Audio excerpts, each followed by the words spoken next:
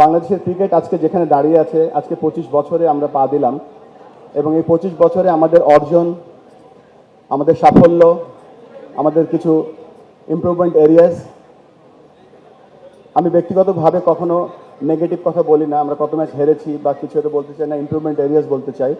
তো এই জায়গাগুলোতে আমরা গর্ব করছি এবং আমরা আশা করব যে আজকের এই দিনের মাধ্যমে হয়তো এই 25তম যে আমাদের আজকে আমরা সিলভার জুবিলি পালন করছি, এটা আমরা হয়তো যেদিন 50 বছর পালন করব বা 100 বছর পালন করব, আমরা জানি না তখন পৃথিবীতে থাকবো কি না।